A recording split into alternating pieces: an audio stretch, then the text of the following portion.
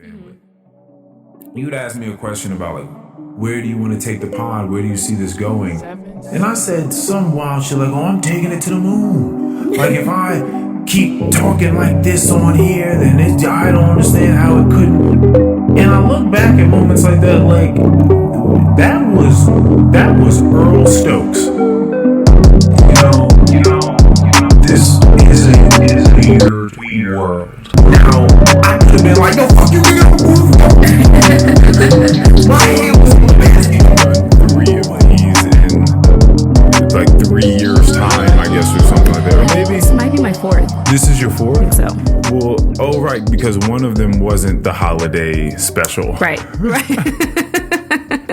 Which I love that it's this little tradition, Thanksgiving tradition. Isn't that so funny? Like how that happens? Yep. Like who would have, like, why is it you? Like, it's so weird that like we just have this tradition of you coming during the holidays to do a holiday pod. Maybe because that's when I'm home. And so that's just when we link up. It's great. It just happens to be right after Thanksgiving every year. I love it so much. Not even Christmas. We just kind of skip over Christmas. It's always just Thanksgiving. We do. We can do a Christmas one too.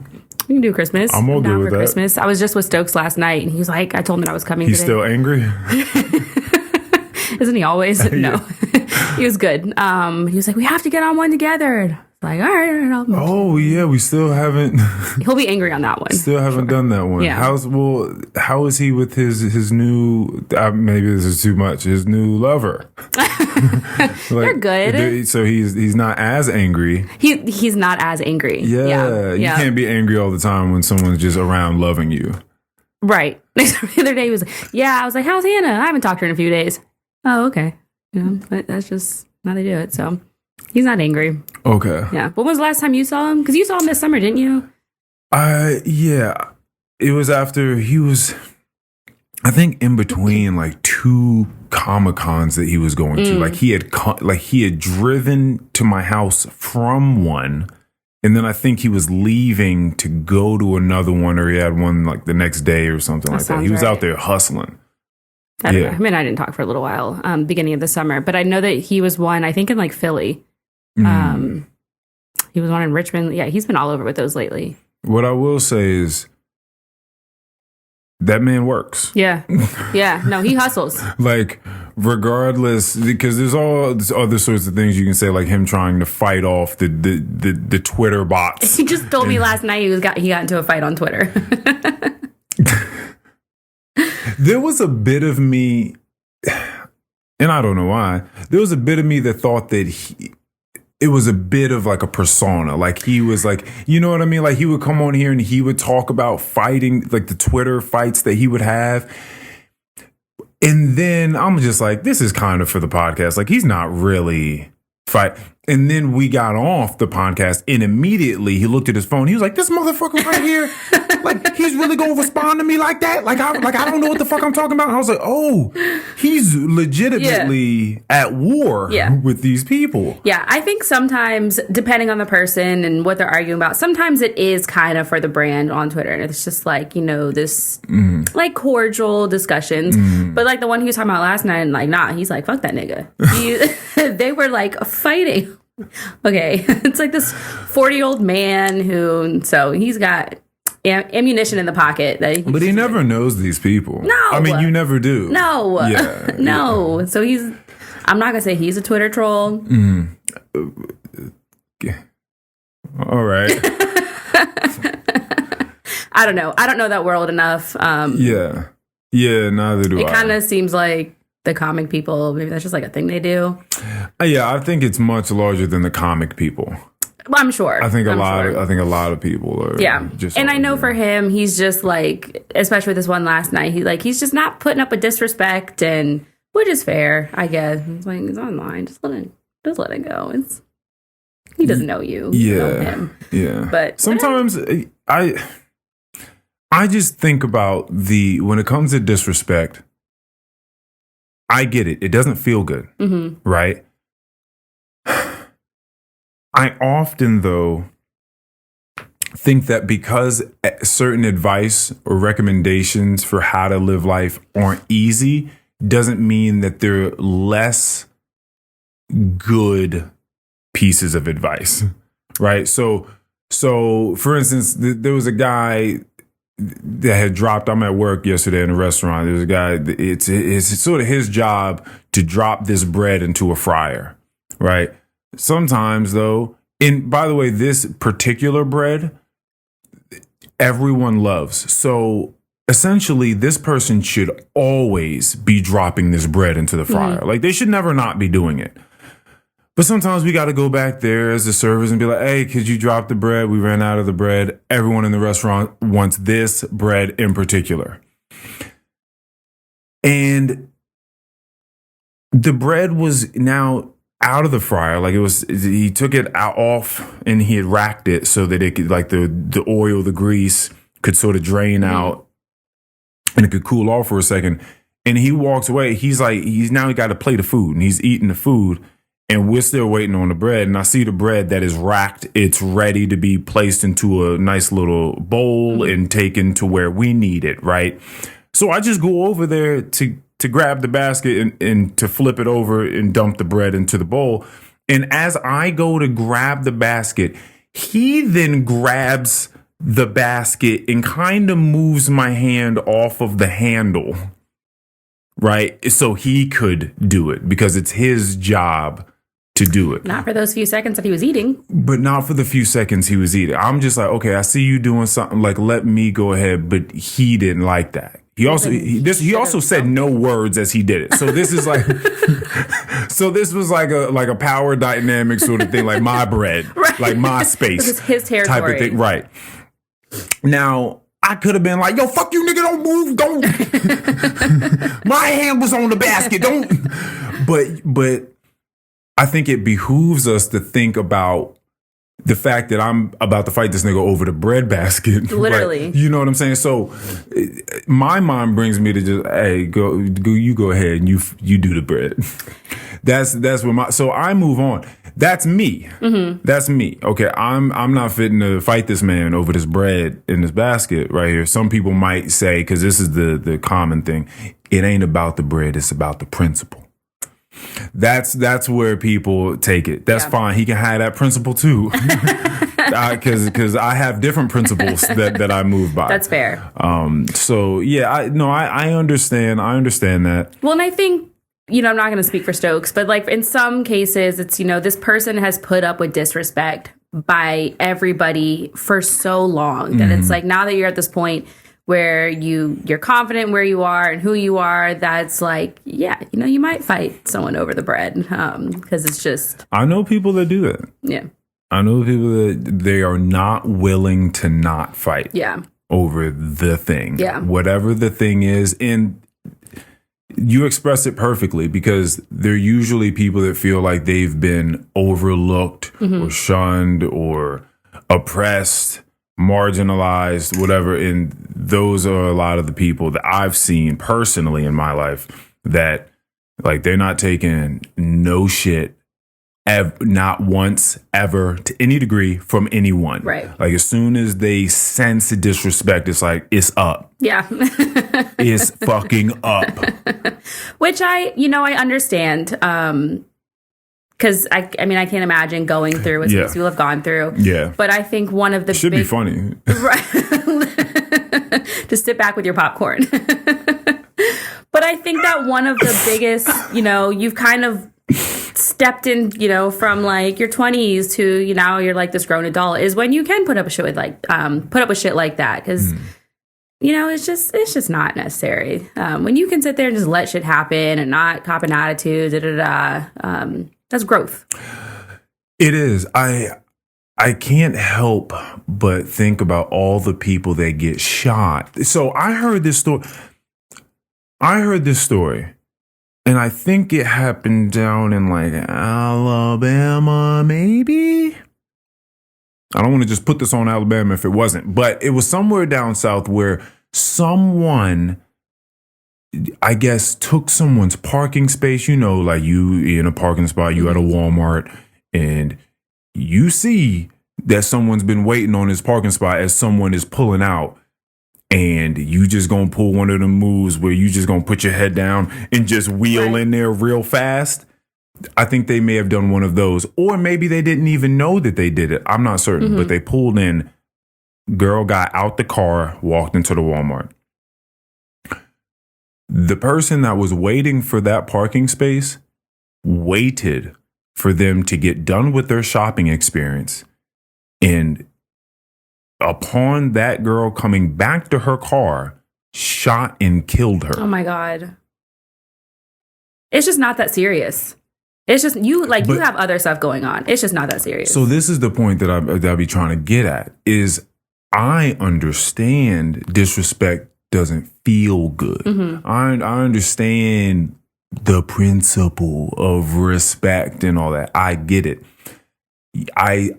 The question in the conversation I be trying to have with people that are close to me that participate in this sort of stuff, I'm just like, listen,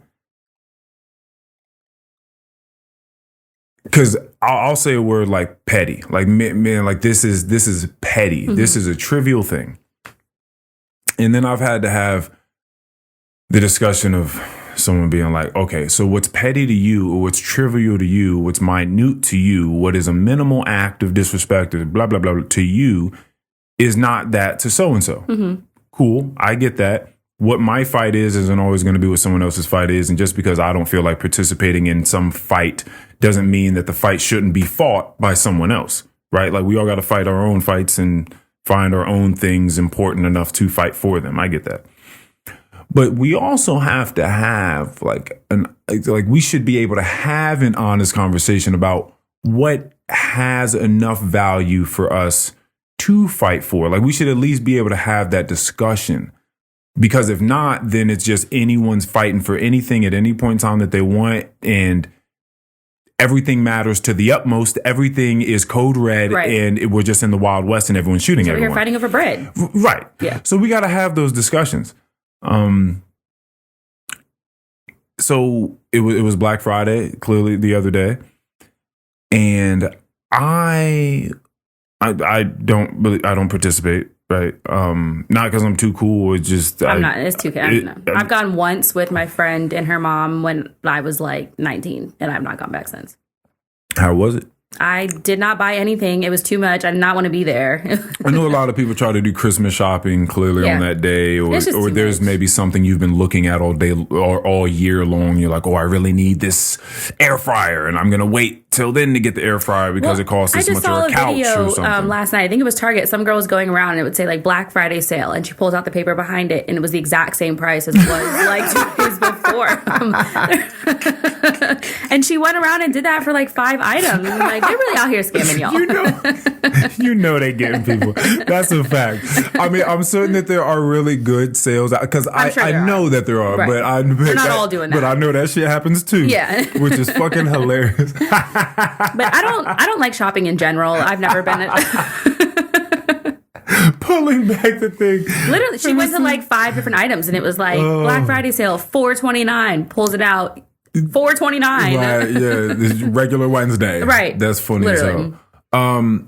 But I needed some command strips so that I could put, I don't know if you saw, next to the fridge, Valerie has this thing. She loves these little knickknacks and things. The bags? Yeah, it holds gallon bags, little quart bags, small sandwich bags, aluminum foils. Oh, I didn't notice that it was like... Oh, yeah, they're all like the different compartments. And then you have saran wrap and aluminum foil, and you can just pull it off the wall and rip it and stuff like that. I mean, it's convenient. It's nice. I get it. It all houses this thing. It's nice. So I needed some command strips to put that up on the wall. And so I just went across the street to Target. And it is across the street, Target. In the amount of time that it took me to get to Target, I don't know how many people I saw almost about to get into a car accident. People honking, and not like the like letting you know, like, hey. It's just like like those type of, and people, fuck you, putting their fingers out the window. Yeah, and I'm just like, yo, it's not normally like that. Right. But traffic in all this congestion, and I got to get to this place because I got to get this deal. I got to buy these things before these other people get there. No. Like, people are just so fucking aggressive. Which is just so stupid, because it's like, if you are in, bumper to bumper traffic, where do you want me to go? Two inches up? Like, where do you want me to go? Or it's like when you're at a bar and like it's super, super packed. You know where you are. You know it's going to be packed like this. You know it's going to take you a second to get from point A to point B. You know that it's Black Friday.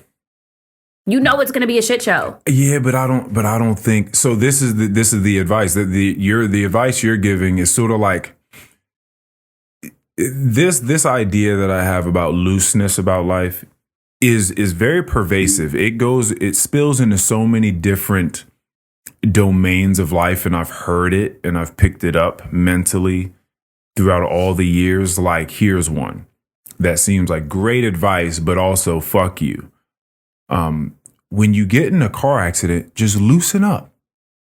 Don't tense your body, because that's how you break things.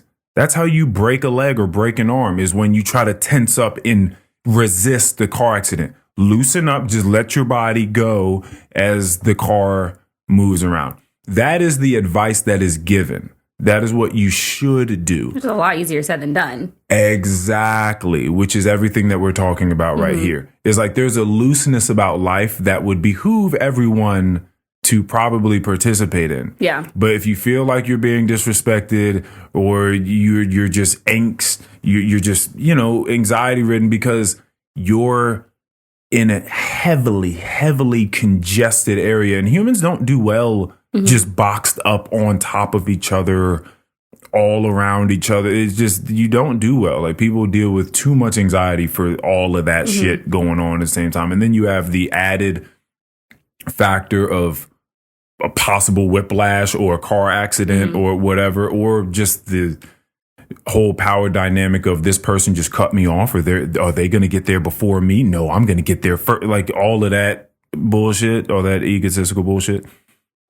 It's just not good. Yeah. So when my family called me when I was leaving Target and was like, "Hey, Earl, let's go to Tyson's and hang out." No one has any real shopping to do. It's just like, let's just go. We're gonna sit. It's kind of family tradition, but the tradition. It's a family tradition to go to Tyson's on Black Friday? Yes, it'd be like they would go there, and I would usually meet them after I got off of work. We'd sit at a place in Coastal Flats. We would get the same table every time, which is kind of a miracle. It's kind of on the outskirts, so people watch. And my little sister and maybe my mom would get up and go do a little bit of shopping, like buy a couple of things. But we would just sit there and occupy this table, have some drinks, eat some food, and hang out. And that was kind of the tradition. My aunts weren't going to be around this year, and my grandma died like a year ago. So it was like, now we're down to like a few people. My mom was like, I don't want to go because I have a cough. So now it was like me, my brother, my sister, and my dad. And I'm like, yo, I feel like we're forcing this. Like, we don't have to do this, guys. Like, we can just eat all the leftovers that are at the house. You can still hang out, can still continue the tradition together. We can do all sorts of shit. Maybe not Tyson's. Right? And they were like, "Nah, come on, Earl. Like, it's once a year. Like, deal with the hustle and bustle once a year." And but is it coastal, or is it you guys being together? That's what I'm saying. I'm like, why y'all like you do? Like, we don't gotta do this. So I'm like, family time is y'all versus me. I'm going to relinquish. I'm going to compromise. Were you the only one who... That was like, nah. Yeah. You know what I mean? Okay. Like, for non-health reasons, because again, like I said, my mom was like, I got a cough. I don't want to go out there into the world with everybody dirty. So Did you suggest just like going to... Yes, that was the very first thing I said. It was like, yo, like, we don't have to do this. Like, we can just chill. Like, we can... Stop. Right. Stop. Like, we don't... Like, I feel like we're forcing this. Like, let's not force this. And so I was like, fine, I'll go get the table. Y'all meet me up there. They're like, all right. Oh, and by the way, because I FaceTimed them in the chat. I FaceTimed like my siblings in the chat. And I didn't even like the way they looked when they answered the phone. Like, they just looked like they were still crust in their eyes. My brother was on the couch. I'm like, I don't even like the energy. Like, y'all look mad lukewarm right now. Like, this, y'all don't even look like, this is why I really feel like y'all are forcing it. Because the energy. Right. Y'all are still in bed, bro. But you're like, bro, you got pajamas on. Like, you're not ready to leave the house and do this. Like, So I was like, I'll go get the table. Y'all meet me up there. They were like, all right, cool. I turned on the car and started driving out of the parking lot of Target. And by the time I would have had to take a left to get on the Parkway to start my actual journey of like 48 minutes to get to Tyson's. And once you get to Tyson's, especially on Black Friday. Now you got to deal with parking attendants. They out there, you can bribe them and give them a little bit of money and they might try to find you a spot somewhere. They might start doing some valet shit that they don't really do. Unless you really want to do the valet, that's going to cost you some real money. If not, you just going to be driving around this parking garage going up and up. 48 minutes. But you also it turns into an hour and a half. Yeah. You're going to be in a very, very slow line of cars going up the parking garage. And when you go into Coastal, like, is it usually, I guess people are like shopping, but like, can you usually get seated right away? We never had a problem before. I guess so many people are shopping. Like the restaurants still have a little bit of room, and Coastal does a pretty good job of like turning tables. And it's a big restaurant, they house a lot of people in there. Either way, before I was able to get on the Parkway, I was like, I'm not doing this shit. And I called them. I was like, I'm sorry, guys. Like, I can't. I'm going home now. I'm going home. Not only I'm not even coming to meet y'all no more. Like, I'm just going home. And that's what I did. And they were like, oh, this motherfucker here. And they canceled the plans. Nobody went out. Well, people are dropping like flies. Yeah. So they were just like, all right, let's just stay at the house. So they didn't even go out. And so everyone just had a merry day at home without all of that extra shit. Yeah, man, I just can't. But just the level of just anger out there. Why not do it on like a Saturday? Well, I guess you said that your mom and your sister sometimes will like get out of the table and go and do some shopping. But like, I think they went the next day, not to the mall, but they went to Coastal Flats and ate some food. And I'm sure it's a lot less stressful. Right. Just move the tradition one day. Yep. I mean, your family, y'all do what you want to do, but I just like the stress of doing it on Black Friday in Tyson's. Tyson's is like a shit show regardless. I just feel like I do not say this flippantly, but the amount of mass shootings that have just popped off in the past few years makes me a little wary about being out while people are in extremely high stress levels in highly populated areas. Like, I'm not saying that should stop you from just going out and enjoying yourself and going to concerts and you blah, blah, blah, whatever. But it's like when I know everyone is angry, like it's unnecessary, especially because I'm not really going to be participating in buying a bunch of stuff. Yeah, no. There's always Cyber Monday. Yeah, there's always that too. Yeah, I just, I woke up the next morning and Vammer and I drove out to Manassas Mall to our favorite spot, which is... Manassas Mall is your favorite spot? The relax zone spot within it is our favorite spot. And got some 90-minute deep tissue massages. And I was in that bitch floating. There you go. Floating. I came in there with a certain amount of money, cash, knowing I was going to over tip them. And in the middle of the massage, I'm like, oh no, I'm tipping them some more. I felt so damn good during that massage. I was in there legitimately thinking, oh my gosh, I don't think that they understand how much I appreciate the service that they're giving me right now. Like, they have no idea how much I appreciate this. Better than other places that you've been? Fuck other places. I'm sorry. Let me relax. Emotions are heightened right now. I think we talked about this. You do or do not participate in massages? I love massages. Okay, I know a lot of people feel weird about people touching their body. Nah, I love massages. Okay. Regardless of who's doing it. I mean, some are better than others, of course. Right. But strangers, you're okay. Oh, yeah. Okay. Yeah. Where do you go? It depends. If I'm going because like I'm having like back problems, I'll go to like Massage Envy.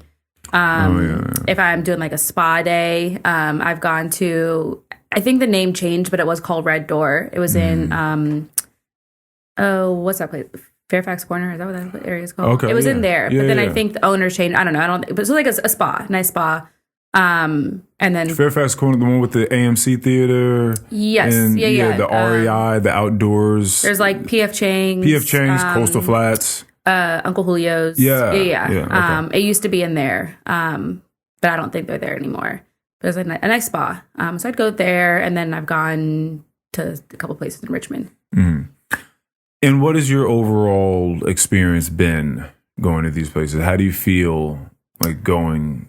I feel leaving great. Okay. Massage Envy, it's not as much of a relaxation kind of massage. So I feel, I guess more sore, but they're kind of going for like the therapeutic. They're trying to get the knots out right. and stuff like that.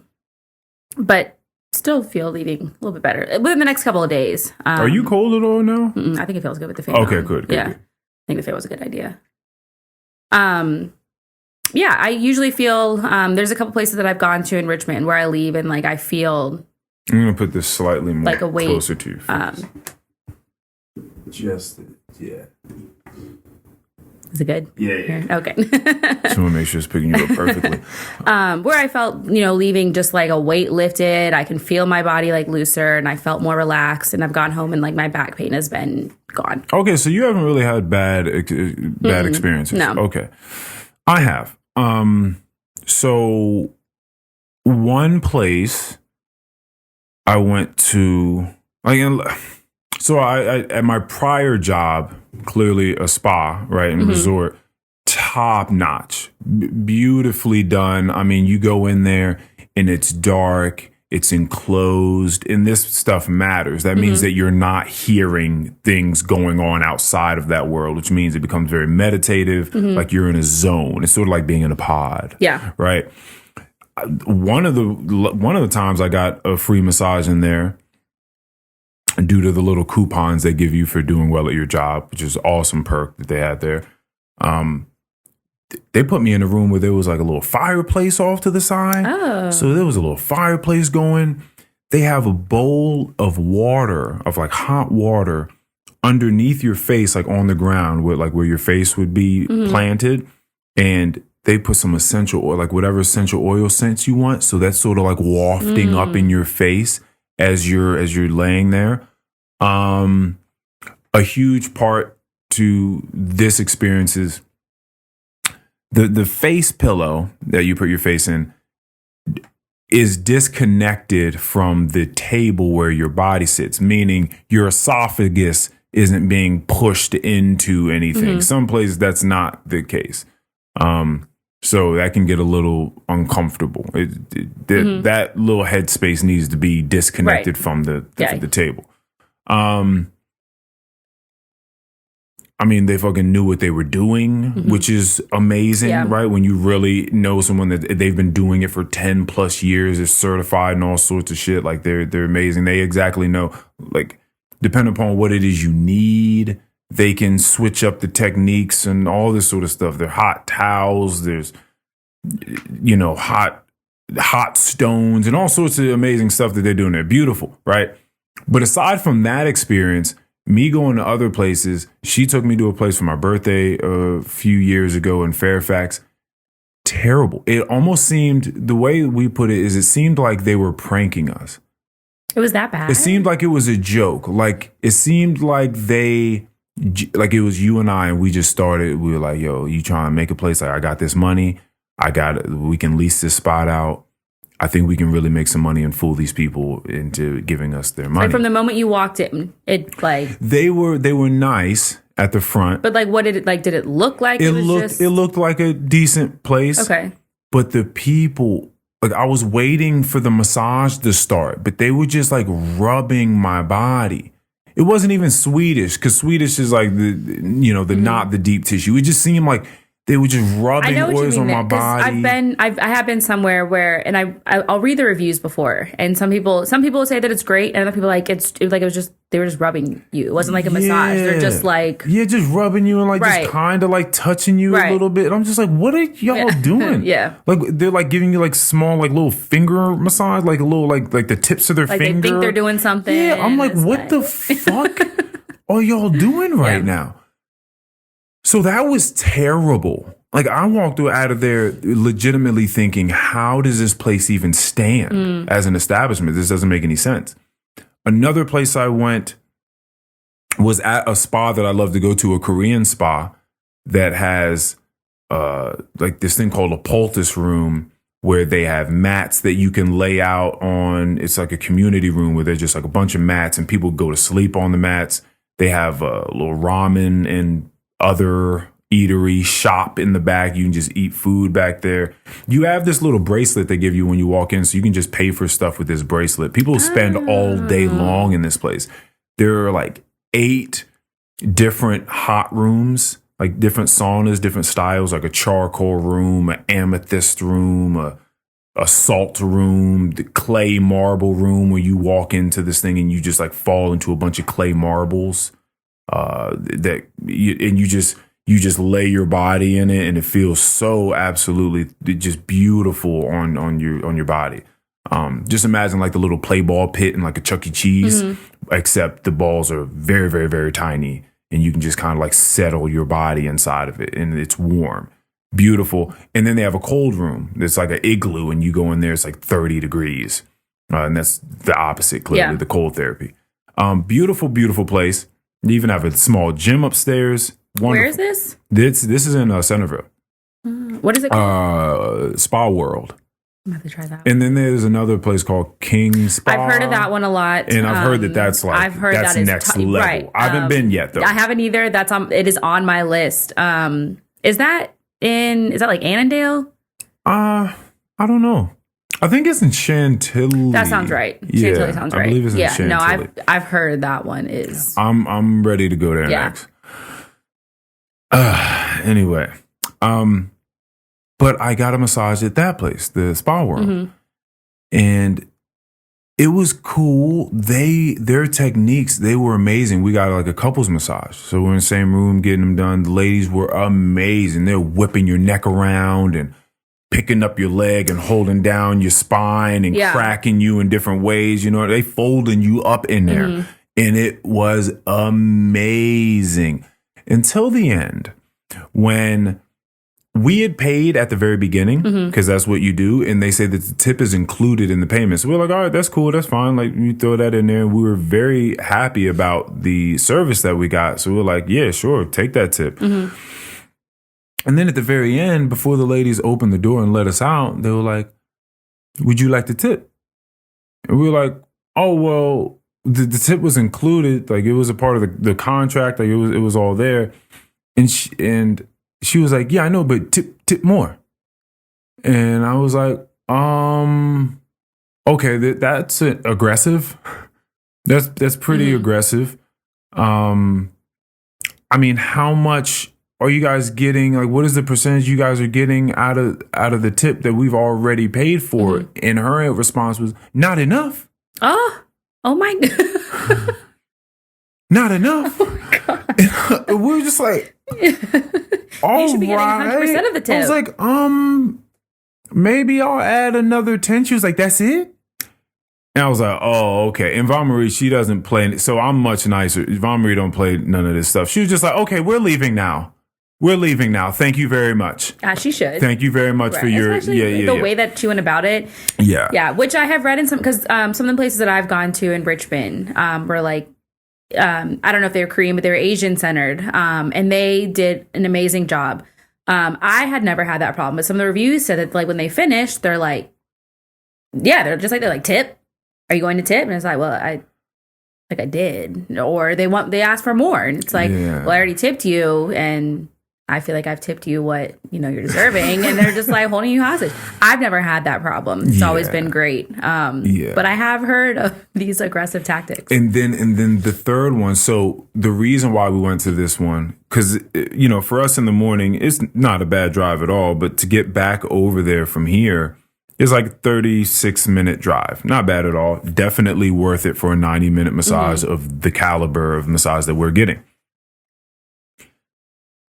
We're like, let's look up another place maybe closer to here. We found some lady, and Vaughn Marie was like, yo, listen to this lady's spiel on her website. It was like, one, you had to tip before. She was like, all right, that's already like, I'm not certain because I want to know what the service is like, but okay. We may be able to get over that. But then this lady got weirdly aggressive. It like, in like her bio and shit and her about us. And it was like, I've been gifted, these powers from God above, and please don't go against my beliefs or my rules, or you'll be sorry for your actions. Oh, wait. This is on the website. This is on the lady's website. This is for a massage. Yeah.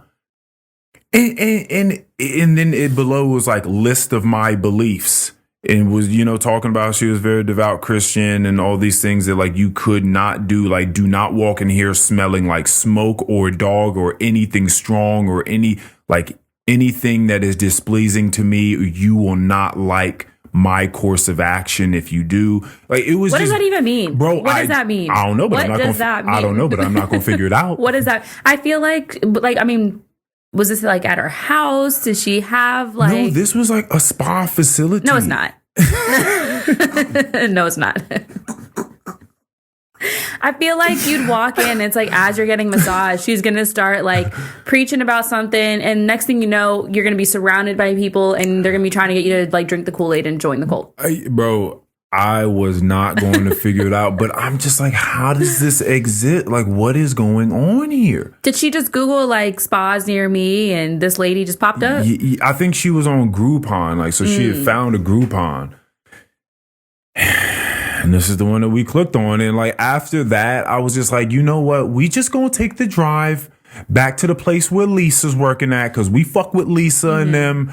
And it's one of those things where it's like once you find a good spot, it's like, a barber. It's like you make that drive. And like, speaking of the barber, we're gonna drive 36 minutes to go to the Manassas Mall, to go to the Relax Zone spot that's next to the barber shop that's bumping music. You got little kids running around outside. They crying, they screaming. It's across the hall from the IHOP.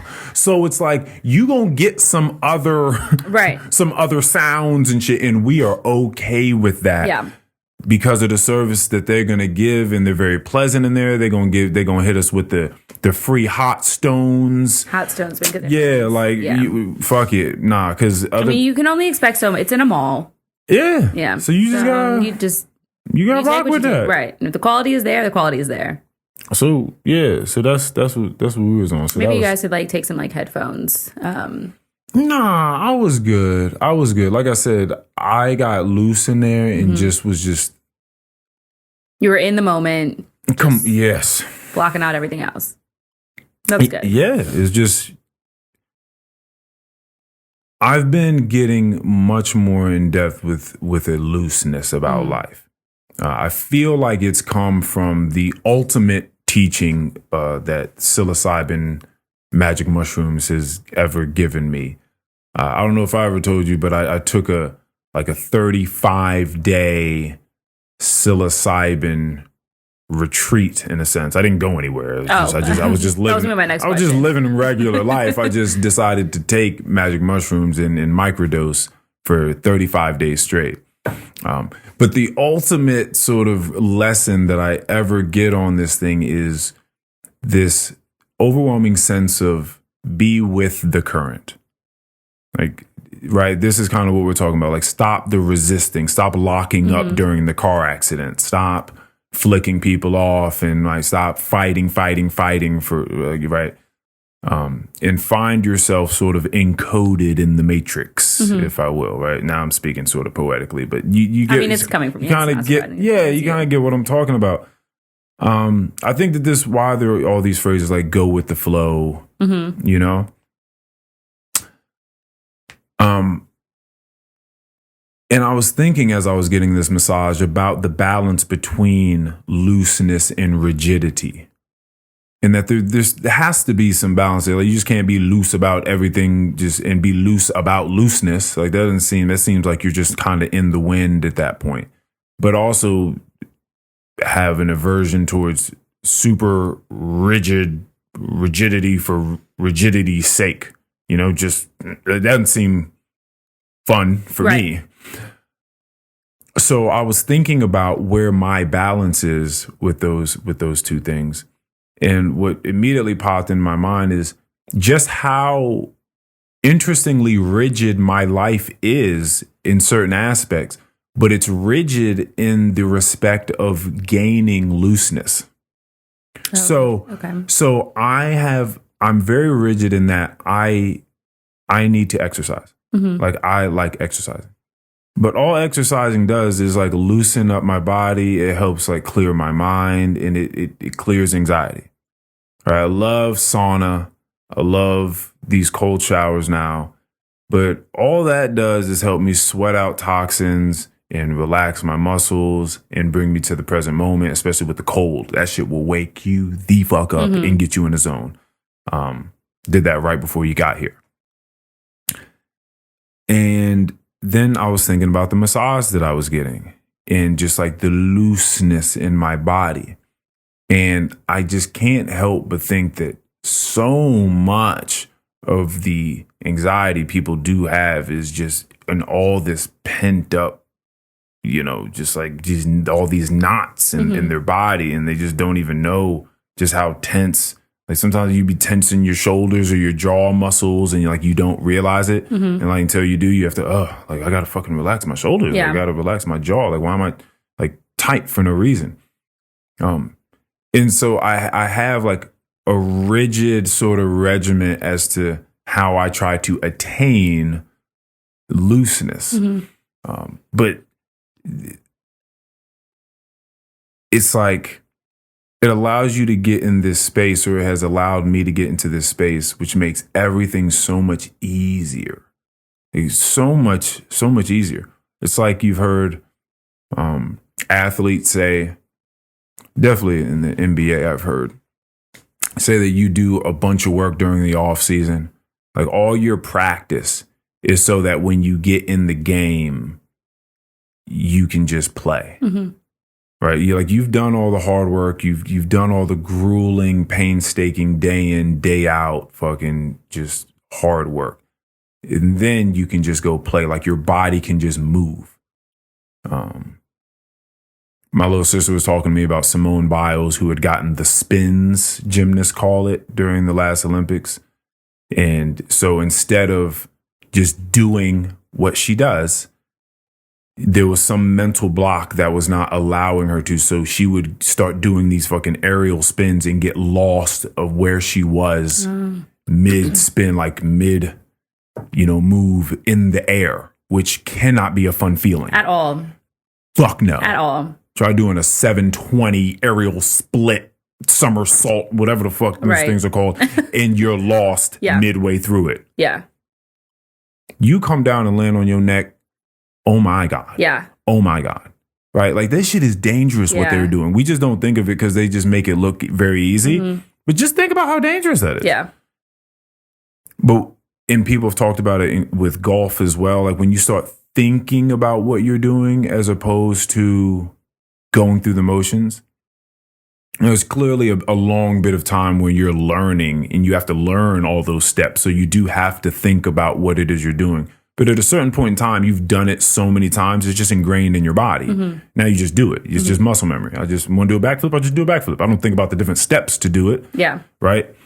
And so this rigidity, this hard work regimen that any of these different athletes or any of these people have to do to get to a point of looseness, so now they can just go and do the thing, is kind of like what I'm talking about. So when I was just in the massage table, like these are some of the thoughts that were just going through my mind as all these little kinks were coming out of my body as he was just massaging me and cracking my body up and twisting my hips and lifting my legs and massaging my scalp. Oh my God. Yeah. It's got to be done right though. There are some people, it's just not done right. They're just kind of like there. And then when they're just kind of like there, all I can think about is I'm just going to walk out looking like I took a bath with a toaster because my curls are going to be just, and I'm just like, no, you gotta get like in there. You gotta get under the hair, down to the root, and then that's when it's done right. Yeah. You got some warm oils too. Yeah. When was the last time you got a really good head massage? It's probably been a while. Scalp massage, yeah. Probably been a while. Yeah. I mean, I like it, but I am picky about it. Like you have to like really get in there. Because if it's just like surface level, just like no, get tangled into my hair down to the scalp, and then So I don't know. It's been a little while. I'll give you one. I think I give a good one. You think so? Yeah, for sure. Damn, you don't got the way you looked at me. Hold on, there was something about the way your eyes. I don't know what I caught just now. It was something you was just kind of like, yeah, whatever, nigga. Like, it was something beyond the face where you were just like, yeah, whatever. I really feel like if you gave me some time, we got all sorts of oils in this house. We got almond, we got jojoba, we got avocado. We have all sorts of, because she buys all this stuff for her brand, so we have all sorts of oils. I really feel like I give a good one. We could warm a little bit up. It doesn't have to be today, but some point in time, I feel like I can get you. I'll take you up on that. Okay, cool. I do want to talk about this just because you brought up. It's been a long time since you got a good one of those. I was thinking about who the human would have to be to give you that, and then it made me think about us talking about the dating experience that you were having before. And I want to get into this because I have some theories that have been percolating over the course of the last few months, and I want to see what your ideas of them are. I just have to go to the bathroom first. Okay. Bathroom break. I will say, because I don't think I have said on here, we had kind of met through dating, which is one awesome. I'm super grateful that we can be in the place that we're in now, having started there. A lot of people don't make it there. They can't like be cool with each other for whatever set of reasons. Maybe it ended. Usually things end terribly, or you feel like you weren't able to. Or you just you didn't see that person that way. Like you don't even, if it was like, if we're not doing that thing, then there's no other space for us to occupy. So I'm glad that is not at all the case here. Me too. Very, very happy about that. So yeah, I love the outcome. Yeah. I love you. Which for that. Something that I've talked about with a couple people recently, just like, cause I feel like it's like a controversial topic of if people think that, two people of the opposite sex can just have like a platonic relationship. And then, there's all these like little lines that get blurred if it's like, well, like if you dated or if you've just been strictly friends, and I'm like, I don't really feel like that makes a difference. I feel like, there are some factors that can make a difference with that, but it just it's a case by case. I think that two people can just be like platonic friends. Yeah. Okay. So all right. This would be a good segue into this whole discussion. So look at you, podding. I do what I can. I love that conversation, and I think we can open that conversation up by saying that everything, like we're doing a disservice to any conversation to say that there aren't nuances to it. So what I will say about what you've said so far is I absolutely believe that there can be platonic relationships with people that were once dating, never dated, and are opposite sex or attracted sexes. That's just a fact. Right. But some people like really disagree with that. Like whether you dated or anything, just what is because maybe they're stating that you don't find that person attractive or something. I guess maybe, but I feel like some of the things that I've heard, it's, like if you find that person, if you find each other attractive, or you find that one person, like you can't have a platonic relationship. I can find somebody attractive and like, we're just friends. We're just friends. Not fuck them. Like I'm trying to figure out like, I don't know. Because the point that it no longer is platonic is when you decide to have some sort of sexual intercourse or something, correct? Or right? I mean, I would think so, but I think that even, you can have somebody who maybe you did have some kind of experience like that, and then you've, because I have somebody who, years and years ago, we messed around, a little bit, but I've known them now for, I don't know, 12 years, and, we're friends. That's one of the homies. It's been 10 years. It's platonic. Okay.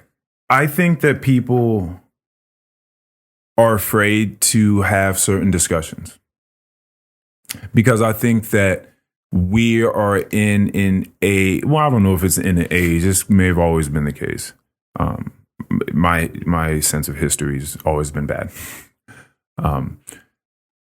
We're very moralistic.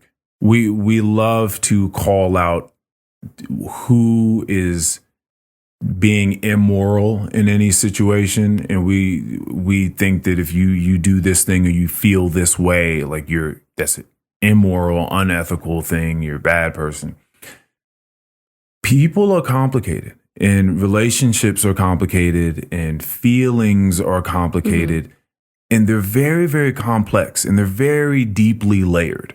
So that's, like I said, we're doing a disservice to things to say that they're not nuanced. So there are so many situations, and I've been a part of so many of them, and if you pay attention, you'll just know that this is the truth, where if certain circumstances arise, then something else will be birthed from those set of circumstances. So yes, you could be dating someone and then no longer date them, and you could hate them, or you could still love them. You could want to be around them. You could not want to be around them. You could come back together later on and still find that person just as attractive as you did before, or less or more. And you could conceptualize a life where that picks up later down the road, where something happens, you now split up and you're no longer with the person you were, and then later on you guys still like each other. You're still, because think about this. You want to be good friends with the person or persons that you're dating. Mm-hmm. You want to be good friends with them. So it would make sense that if you still found that person physically attractive and desirable sexually, and they were a great friend of yours, and you guys could laugh about stuff and talk about whatever, that you may be open to exploring that if the circumstances were set up for it, if they were right for it. So that's just I'll have this conversation with people sometimes. I'll say it'll be a woman that I know, and she has a guy friend, and he is dating a woman, and I'll say, once that guy friend and his girlfriend break up, I'm like, do you think that he's ever had a crush on you, or that he's ever wanted anything more with you? And she'll say to me, oh no, he's been so in love with her, he's been with her the entire time I've known him. I'm like, that's not what I asked you. I think people are very scared to say that their feelings are bigger, right? That they have a higher capacity for love and for and for lust than one human being. And that's not to say that you need or you ought to act on it. I'm just saying that it is there, that you're a human being with complex feelings about things, and you can see how, you can conceptualize how that could happen, right? And I just think that that's just an honest view of it. But yeah, you can have a platonic relationship in the fact that you just decide to not act on something, and you understand the social ramifications of if you did, and whatever that case is for whatever setup of relationship you have with the people in your life. You can come across somebody of the opposite sex who you just kind of click with. Y'all don't have to fuck. You can just be friends. For sure. But you would be surprised how many people just don't nah. If I find them attractive any kind of way, nah. Well, that's childish. Yeah. I've had friends that are women that known them for years and years and nothing has ever happened. Yeah. And then something did happen. Right? So does that mean that it was never platonic because something happened 8 years down the road? Like that doesn't right? Like No, it doesn't. because there was an opportunity, because there was a chance, a possibility that something could happen. Does that mean that it's not platonic? I just think that these are very base ways of having the conversation. Yeah. So then where, like, okay, so after that incident, like, did you guys continue, like, are you guys still friends? Like that one thing, like, imagine that. Like you could, there are adults that can have sex with a friend and leave it there. In case some people don't know that, there are adults that can do that and not want to ruin the other person's life for any reason. Like they're just like, yo, I like you, you like me. We love each other, or we really, really appreciate the other spirit being here. We're grateful for them being here. And we also find this sexual attraction in this moment. We can explore that.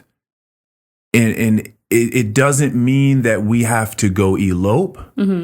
It doesn't have to mean anything more than that. We can just hang out the next day, just like we did the day before, and just go get some cheeseburgers, and that be that. Yeah. We can do that. There are people that have the mental and emotional capacity and maturity to do that.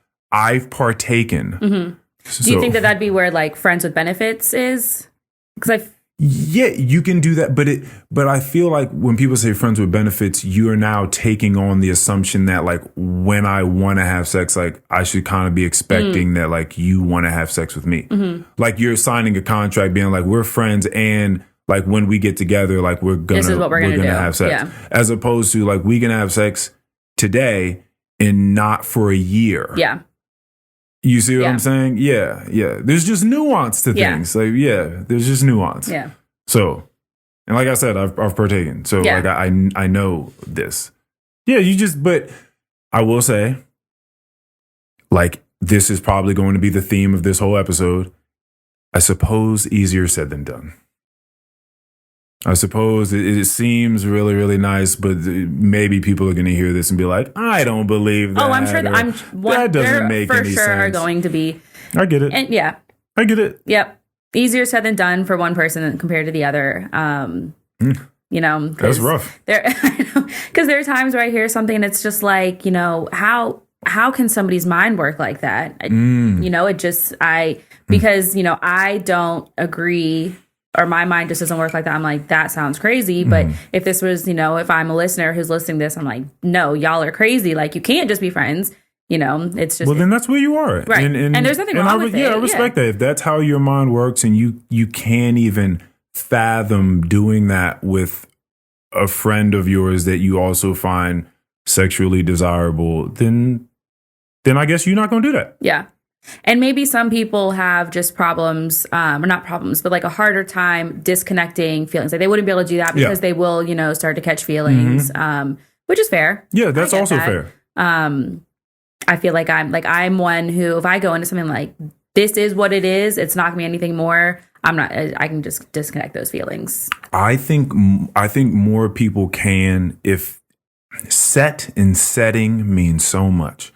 Like the why that brings you to do something, your intention going into doing something, and people being on the same page about what that is and communicating that thing, and just in creating a setting where that encourages that. Like that's. I think that it depends. I think it depends. I think I forgot my. Oh, wait, I'm sorry. No, I'm sorry. It depends on what. I think that it depends on the person. You know, just like anything does. Like there was somebody who I was friends with first, not for very long. I met them through some of my other friends, and we, you know, I happened to be at their house at the same time and became cool and everything. And it became a friends with benefits kind of situation. And I'm, you know, it was very clear, like, this is a friends with benefits kind of situation. So when I go into it like that, like we're disconnecting feelings. This is what it is. You know, we're cool. We hang out. But like, well, we hang out with, the group together typically, but like when we're together, then becomes the benefits. This person ended up catching feelings. Yeah.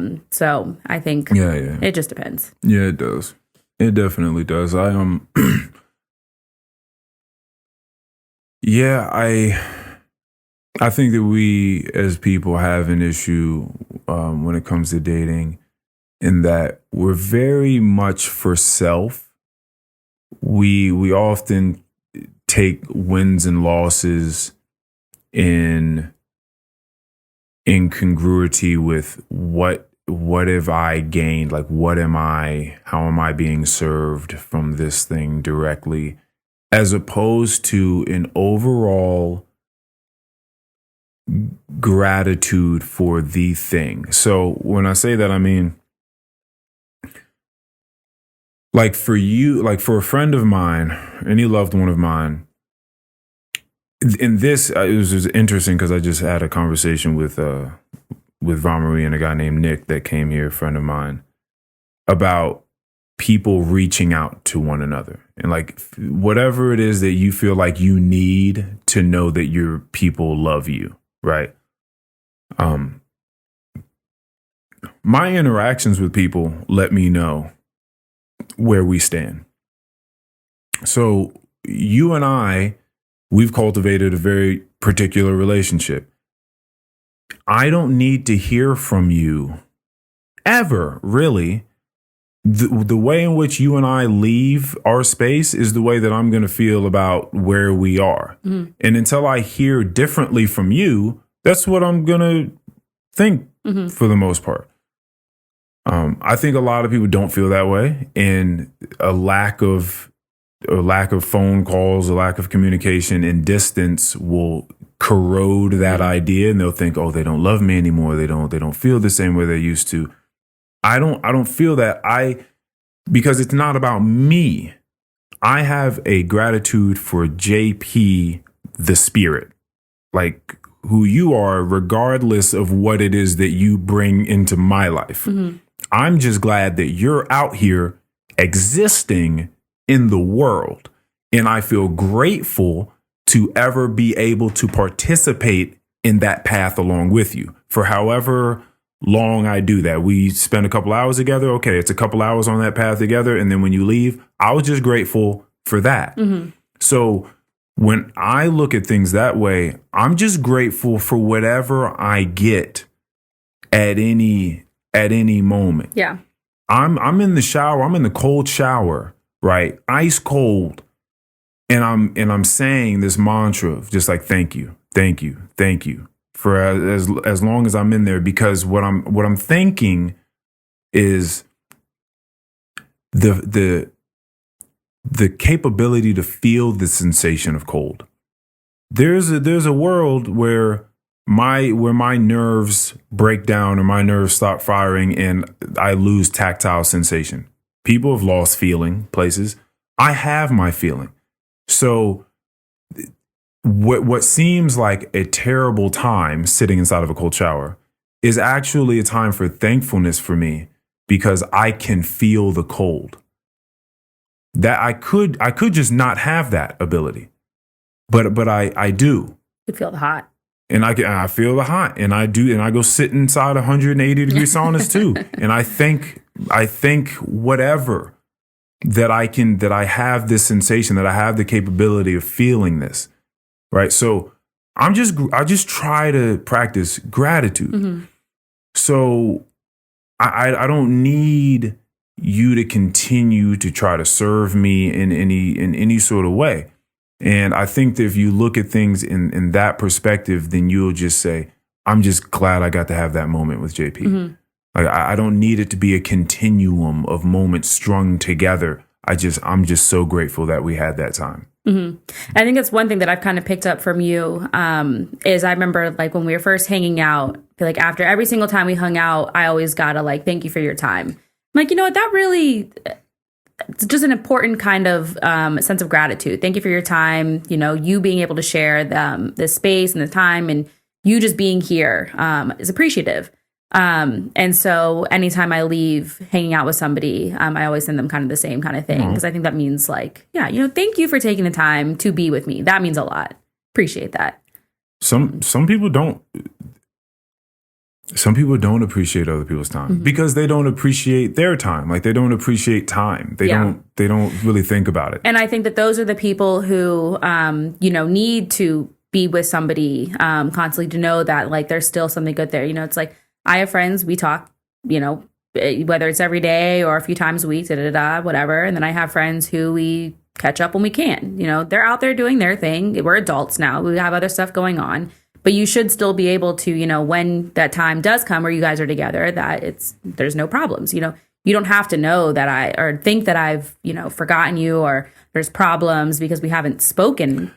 Just imagine becoming an adult and carving out your own life. And then now, because of that, as a consequence, every time you get together with a friend of yours, you have to spend that time apologizing and trying to figure out where, some footing in the relationship again. And you don't actually get to enjoy the time with them because you're apologizing for being an adult and having a life. I wouldn't do it. Because I've had people like that. It's like, I'm like, listen, like if you want to reach out to me, it's not to say that I'm just going to leave you on red. Like, yes, I'll reply. But you can't expect me to be on my phone 24/7 to, entertain you and your needs and everything. Like, I love you. I'm here for you. But like, I have other stuff going on and that's okay. You have other stuff going on. There's not a problem with that. We are both two separate people. It does not mean that I love you any less. But I guess for some people, easier said than done. Easier said than done. So when you were last here, you were talking about your dating experience. As I've heard from innumerable amount of people at this point in time, boring. Are you still experiencing? How long has it been now since you were last here? Do you have any idea? I was here after my cruise, which I think it was sometime in June or July. Okay. Wow. It hasn't really been that long then. It's just been a couple months. Yeah. Usually it's I'm so glad to have you back so fast. I know. Awesome. Okay. So you still been dating? A little bit. Okay. I've recently went on a couple dates and they weren't boring. Okay. Or step up from boring? Step up from boring. They had some other, flags. Issues. Yeah. Was it what wasn't boring about this? Personality. Okay. They have personality. Okay, so they had some personality. Yes. Very a lot of nice. people don't. Very nice. Easy to talk to, fun when we went out and everything. There's personality, make each other laugh. Personality. Just personality. Which I feel like I emphasized the last time. It's just that one person I'm thinking of, there was no personality. I mean, we were on the way. I was walking you to your car after the last one, and you were just like, I feel like I'm not asking for a lot. You're like, I feel like I'm not asking for anything crazy. Like, I swear I'm not. Like, I just want a personality. I just want someone. It's just, I think we may have talked about this the last time, and it's just, I don't think they have personality, whereas somebody else who probably doesn't have personality might think that they do. Is there a particular age range of people you're dating? Yeah, I don't really like younger. Okay. And by younger, I mean I don't even like a year younger. Could be pushing it. There is somebody. You don't even like people your age. I don't like people. Yeah. Okay. No, I mean, I could do. I had an ex who was a year younger. I feel like 2 years younger. I don't know if we clicked and it worked. It worked, but I'm not. I'm like, you're 28. That's hilarious. But there's somebody super, super fresh, super new, but he's a year younger, and we really click. So, that's his young doing. Okay. So. Okay. I'm just trying to think about what stage of life they're in, what they may be into exactly. And, this isn't everything, but maybe how much social media they grew up inside and all this sort of stuff. And I just think that age makes a big difference to me. You know, it's like I know where I was when I was 21. I know where I was when I was 25. I know where I was last year. And it's just you're constantly, obviously, well, hopefully growing and maturing. And it's just that mindset at that time is just very different than, you know, each year is just very different. Yeah. Yeah. And some people, as you're giving room for, evolve differently than other people. So, it can. Yeah. So it's not to knock that, you know, if I was dating somebody who is 25, 26, that it was. I get it. The reason I bring up the social media aspect of it is because I think that one of my many reasons as to why people are finding so many boring activities out there with other people is there once was a time when, not to say that propaganda hasn't always been a thing, but it was just, you really had to find it. You really had to see it. Like, people had to get that propaganda to you, whether it was through newspapers or word of mouth, but they had to get it to you.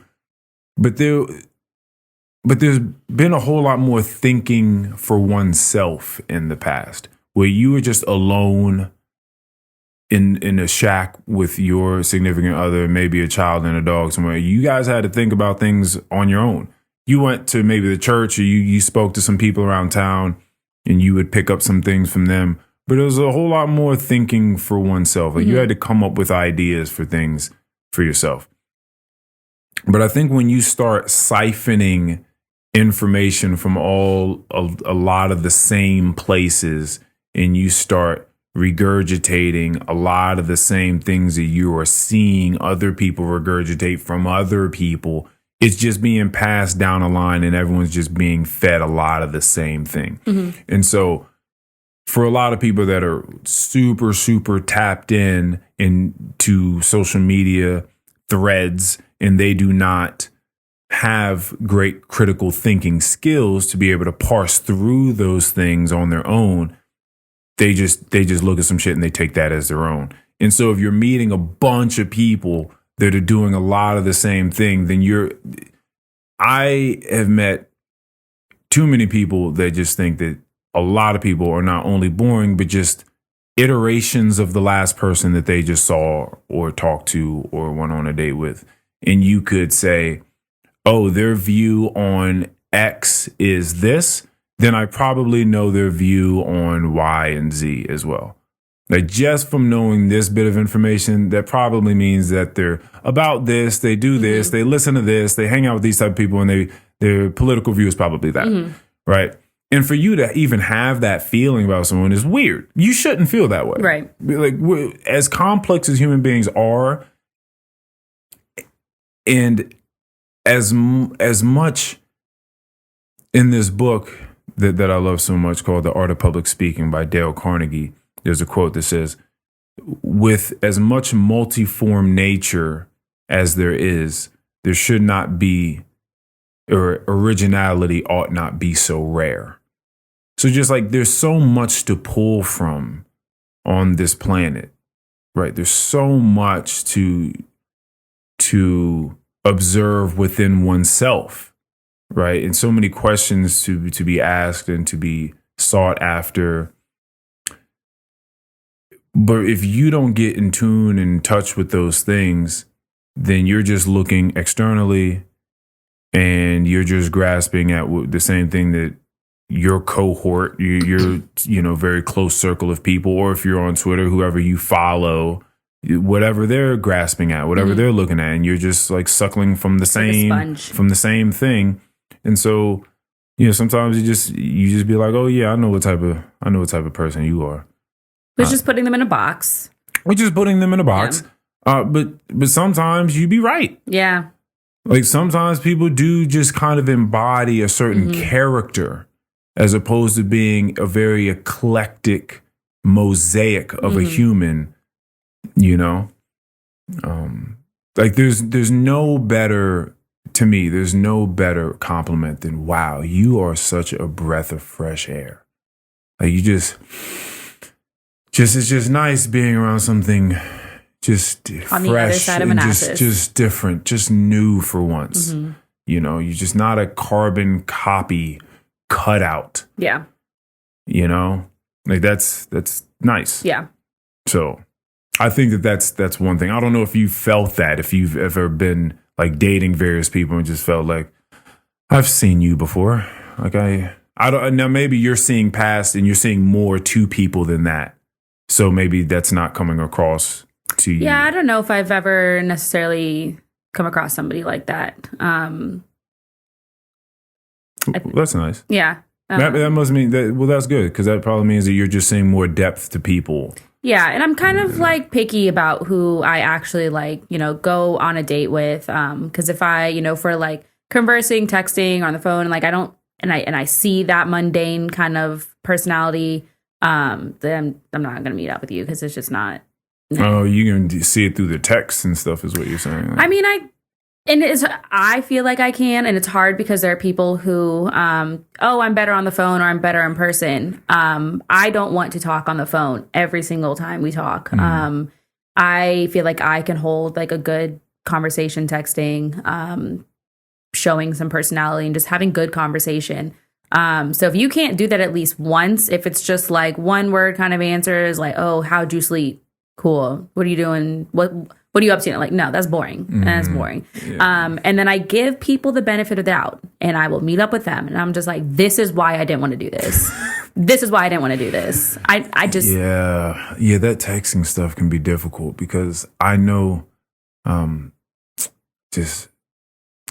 seen it go wrong. I've seen people try to put personality into it, and like certain people's personality maybe just doesn't work well through text, because maybe they have like a darker sense of humor, or it's like kind of goofy and like without the tone and the facial expression. And I totally get that. Yeah. I think that I just need more in-depth conversation. It doesn't have like, you don't have to, your personality can be different in person than it is texting. I'll give you that.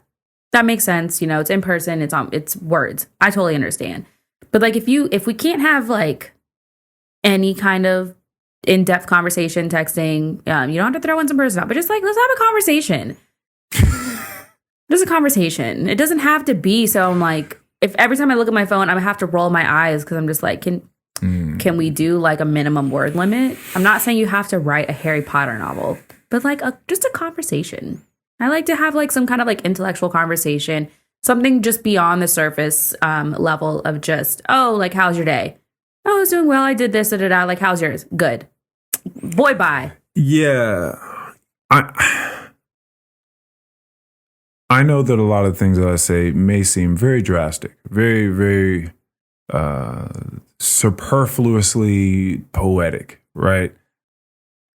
I truly, truly, truly do believe that the art of conversation is being lost. Mm-hmm. I don't know if people think that it's getting better, but I truly, like, as I look out and I have conversations with people, I just, just through life, just walking around, and you talk to people and you have the leveling of anxiety that people have. And I totally get that. But just how to have one, like how to just sit in front of someone and have one, it seems very, very daunting to a lot of people. And sometimes as I'm talking to people about the podcast, and I'll see someone and I'll see some personality that I would love to talk to, and I propose that they come on the podcast. They'll go look at some clips or listen to a little bit, and they'll come to me, and it's usually some ilk of like, yeah, like I heard a little bit of it, but like, how does that map onto me though? Like what would it be like if I was there? And I'm like, well, I don't know. Like it would be you instead of the person that you heard me talking to. Mm-hmm. And they're like, yeah, like I know a lot about like this thing or this thing, and I could talk about fishing, or I could talk, and I'm like, okay, we could talk about that. Mm-hmm. We also could just sit down and just talk. Is this like, are these people who like you do have these conversations with, in outside of the pod? Like you're just, whether it's at work or you're just hanging out, you do have. Yeah, but they sort of forget. So the thing is there are different styles of conversation. There are different levels. Like there's levels to everything, right? Mm-hmm. And so what we have here is distractionless, long form, in-person discussion. Mm-hmm. That is a very particular type of conversation. A lot of conversation for people these days aren't necessarily long form. They're not necessarily distractionless or in person. I know a lot of people that make friends online as they're gaming, mm-hmm. and you find a friend in, you know what I mean, in Russia, or you got a friend in Singapore, and mm-hmm. y'all get online and y'all talking like that's your friend. And I've like in this day and age, people, they're like, no, like I have friends in Singapore. Mm-hmm. Like we get on and we play Apex, we play Fortnite. Like that's my friend. That's what they call their friend. Mm-hmm. So that's not in person, and it's not a long form discussion. You're playing a video game and you're like, yo, shoot that guy. Oh shit, go come over here, build this, right? So that's a different type of mm-hmm. conversation we're talking about. And a lot of the conversation that happens just maybe at a coffee shop or at your job isn't distractionless. Right. Because there's always an out. Like you can always pull up your phone and scroll, or start texting someone, or you're people watching. You're at a bar with the games on, and there's always something. There's always something. Mm-hmm. So this is very particular. Yeah. So people kind of forget that this exists mm-hmm. because they don't participate in it. Yeah. That's real. Like this is all there used to be.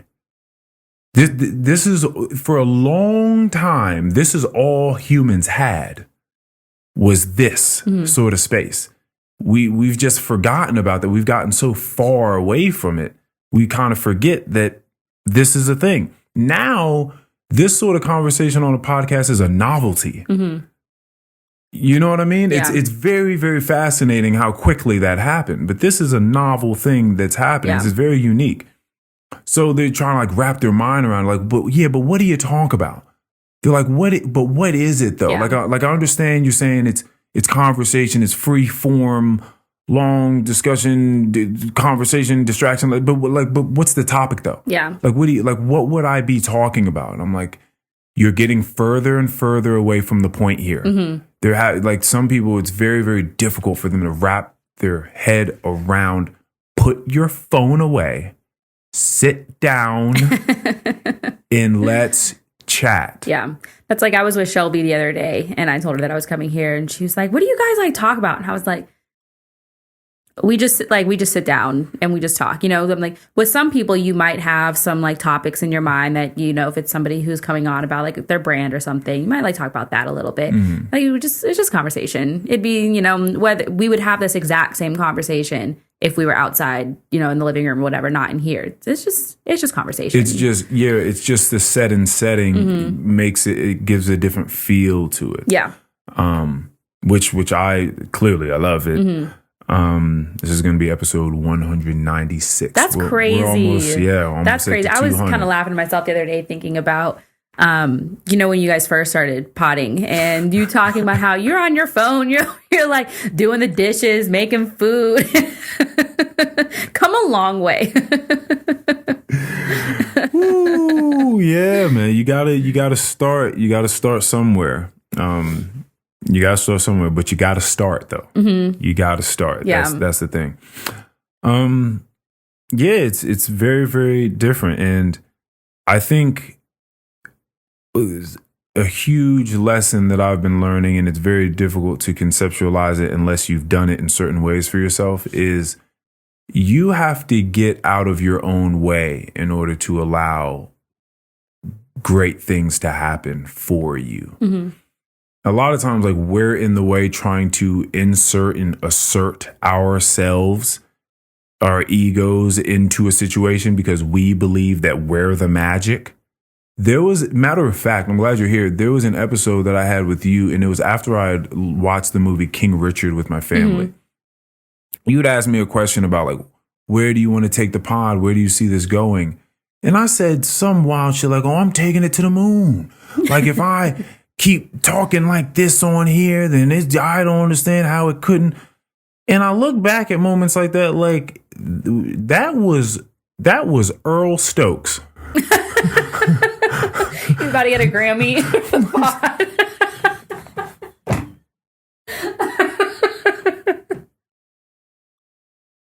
I was trying to win a pod Grammy. I was trying to win the Pammy. Like, and you know, wild where I was at that point in time versus now, like you were saying about age, and like hopefully there's a constant evolution taking place. I look back at that episode like, what the if you don't get the fuck out of here. Are you microdosing then? I wasn't. Which is crazy because I could be wrong, but I feel like we've talked since that time, and it's just like, you know, I could do this today and have one viewer, and we're just chilling. I'm gonna keep doing this. Oh yeah, I don't need to take it throughout the galaxy. I'm just so. He said Earl Stokes. Oh god. Oh, that's so funny. You're not wrong. That's so funny. I love you, man. Just in case you listen. And you can get that Grammy. Yeah. Right. I'm just not looking for the Pammy. I just am so grateful because I know that, and through my conversations with people, that so many people do not have the thing in their life. Like there isn't this thing that they just zone into and lose themselves in and have so much fun and grasp so much meaning out of it. Like everyone doesn't have that thing.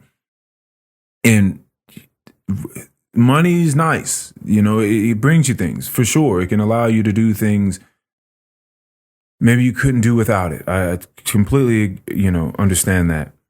But having that thing and being able to have the time to carve out to do it, especially for me to be able to have this platform and have these things here and be able to just press these buttons and record this shit and facilitate this space. And the biggest part, hearkening back to you saying, me texting you or anyone else and saying, thank you for your time. I could not emphasize that more, right? Don't nobody want to hear me talking to me. And I don't want to be in here talking to me. I recorded some of those. I don't want to do that. They were of just you? Yeah. Oh. There's way back. I did like the essays that I wrote though. They were like, because I was just writing essays just for the fun of writing essays, like thinking about topics such as drawing parallels between seemingly unrelated things, because I love doing that. I wrote an essay on originality. And so I would just record these and I just posted them up as their own episodes. Mm-hmm. But the fact that other humans will come into this house and sit down with me and record and spend their time just talking to me like this, I'm wildly grateful for that. Like, I can't just take that for granted. Like, I can't just assume that is everyone's experience or that everyone would be granted that if they asked for people to come and talk to them at their house. Right. So I'm just so grateful that people come and do this thing. And help me facilitate that space that brings me so much meaning. Mm-hmm. And they find meaning and love and happiness and fun in it too, or whatever it is that they find in it, Like that's fucking awesome. Like, I don't know what else to say about it. Like it's so cool. So just the fact that I can do this means the world to me. Mm-hmm. And that's a much better and healthier intention for me as opposed to going intergalactic. I'm glad that you have grounded yourself. It feels so much better to do it with that being the base, as you said, the groundedness to it. It's You just be in the moment more, which we know you love. You don't have to worry about like, oh, is this the one? Did our rocket take off this time? And I'm, out in space now. that just doesn't even. That just sounds icky now. Just hearing it back and just thinking about it, like it's just not. That's not fun. We all have those moments. Yeah. You just gotta take a second and figure out what the fuck it is you're doing. You must have just been like inspired by what was the movie King Richard? Yeah, maybe you just like. I think it was that, but I think it was other things too. I think for a long time I was trapped inside of my mind. And you're soak shit. Yeah, I don't think quarantine helped. I wasn't giving quarantine its proper respect. Yeah. I knew that it had a huge mental shift for a lot of people, but for some reason I was like placing myself outside of that. Like I wasn't. That's like complete opposite spectrums than like most people would have been around that time. Yeah. I'm not going anywhere with this, quarantine. Whereas you're like, nah, fuck that. We are going. I think often we like to believe that we can be stronger than our environments. And you like to think that like you bring you greatness, right? So again, speaking about like, let me make it very particular and specific to this thing. As opposed to me thinking that I'm bringing something magical to this thing, what I really think is happening is that I've just facilitated a space where this thing just happens, right? It's like my level of anxiety and just overall coolness, we'll call it for the time, is not based upon Earl. Earl ain't shit on his own, but it's the exercise, the constant stretching, the cold hot therapy, the conversations I have with people, my daily dietary intake, it's the massages, it's all these other things. It's the system of my life that I've built that allow me to be who I am and show up in the world the way that I do. Earl ain't shit on his own. It's the system that was built that allows me to show up this way. So like that's what's needed. So it's not like I come in here and it's Earl's world. Earl's this guy he's a wizard and he creates all this cool conversation. No. One, it's collaborative because we're here together having a fun time. And it's more so just the fact that there are no distractions in this room. And if you watch any movie where human beings got stuck somewhere together, whether it be it's Saw and they're trying to figure out how the fuck to get out of this room before they die somehow, and they just got a whole day to figure it out, or it's some people stuck in an elevator. There are a lot of those movies. Any moment we're in cell reception being nil, like null and void, that has to be a part of it. You're stuck somewhere. And it's like, oh, damn, there's no cell reception. You're out in the wilderness. Oh, fuck, no cell reception. That is a huge point to this, is that it's distractionless. It's you, nature, being the birds, the fucking woods, leaves, and another person, whatever. Where things just start coming up.